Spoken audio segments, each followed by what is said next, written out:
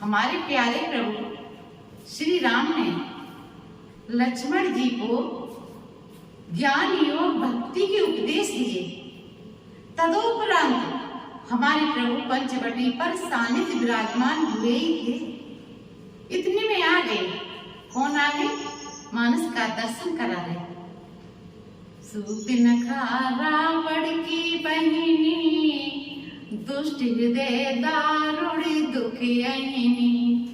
सुपिनखा रावण की बहिनी और दुष्ट हृदय दारुण दुखियनी। दुष्ट हृदय दारुण दुखियनी।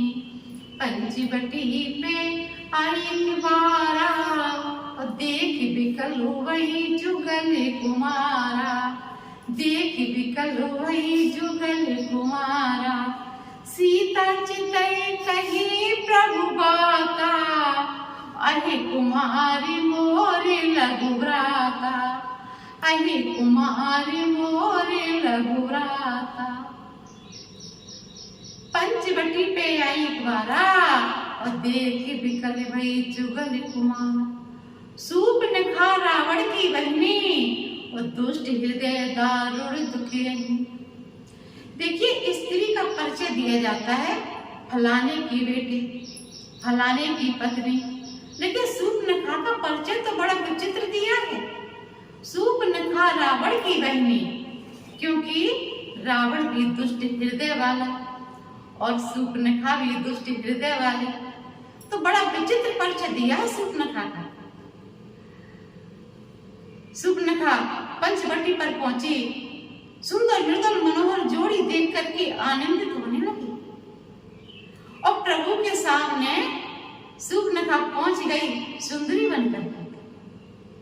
और प्रभु श्री राम से कहा सूर्पनखा ने कि तुम सब पुरुष मोह सम नारी, संसार में दूसरा नहीं है। अभी तक मैं कुंवारी बैठी हूँ, क्योंकि मेरे योग्य संसार में कोई पति नहीं मिला। तुमसे हमारी जोड़ी बड़ी सुंदर बनेगी, तो अभी तक मैं कुंवारी बैठी हूँ। देखिए, सूर्पनखा प्रभु से झूठ बोल रही और ये भी कह रही प्रभु से, तुम ये न समझना तुम्हें अवमान आ जाए कि मैं सुंदर हूँ।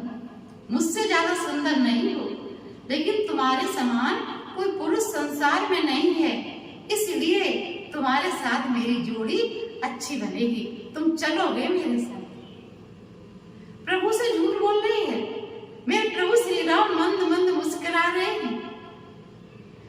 सूर्पनखा कह रही, मेरा विवाह नहीं हुआ जबकि सूर्पनखा का विवाह विद्युतजिह्वा के साथ हो गया। विद्युतजिह्वा बड़ा बलशाली था। जब रावण दिग्विजय विजय के लिए निकला तो रावण ने विचार किया कि मेरे समान संसार में कोई बलशाली न है, तो रावण ने विद्युतजिह्वा की हत्या करवा दी और सूर्पनखा से आकर के कहा कि बहन, तुम्हारे पति की धोखे से हत्या हो गई है।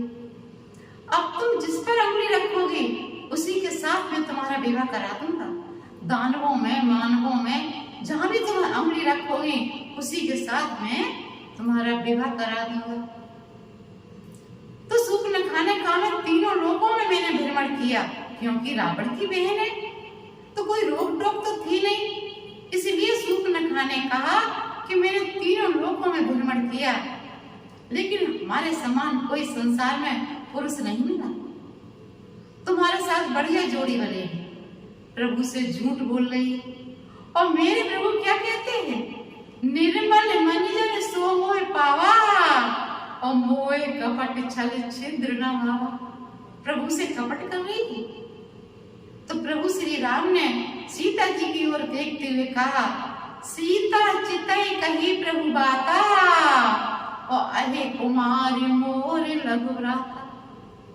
सीता जी की ओर देखते हुए कहा कि मेरा तो विवाह हो गया है, मेरी ये देवी बेटी है, लेकिन मेरे छोटे भाई लक्ष्मण भ्राता, उनसे जाकर के पूछ लो। सूर्पनखा लक्ष्मण जी के पास पहुंची। लक्ष्मण जी के आगे विवाह का प्रस्ताव रखा और लक्ष्मण जी देख रहे थे प्रभु से वार्तालाप कर रहे थे। तो लक्ष्मण जी ने कहा कि मैं तो उनका दास हूँ और वो मेरे स्वामी है, मेरे साथ विवाह करोगी तो दासी बनकर के रहना पड़ेगा, और उनके साथ विवाह करोगी तो स्वामी बनकर के रहोगी। तो फिर दौड़ करके राम जी के पास आई। राम जी ने कहा शूर्पणखा से कि उनके साथ तुम्हारी जोड़ी बड़ी सुंदर बनेगी, तुम भी गौर बढ़ के और वो भी गौर बढ़ के। फिर गई लक्ष्मण जी के पास दौड़ी दौड़ी, और लक्ष्मण जी ने फिर प्रभु श्री राम के पास भेज दिया। शूर्पणखा इधर से उधर जा रही। जब शूर्पणखा ने अपनी ये दुर्दशा देखी तो शूर्पणखा को क्रोध आ गया। शूर्पणखा ने कहा इनके निकट ये देवी बैठी है, इसके कारण मेरी ये दुर्दशा है। जब इस देवी को ही मैं खा जाऊंगी, समाप्त कर दूंगी, तब ये मेरे साथ विवाह करने को तैयार हो जाएंगे। तो शूर्पणखा असली वेश में आ गई। असली वेश में आकर के सीता जी को जैसे ही खाने के दिए दौड़ी मुंह फाड़ करके प्रभु श्री राम को क्रोध आ गया। प्रभु श्री राम ने लक्ष्मण जी से इशारा किया। लक्ष्मण जी प्रभु के अनन्य भक्त। लक्ष्मण जी प्रभु का इशारा समझ गए और लक्ष्मण जी ने शूर्पणखा का नाक कान भंजन कर दिया। अब ये प्रश्न उठ रहा, नाक कान भंजन क्यों किया?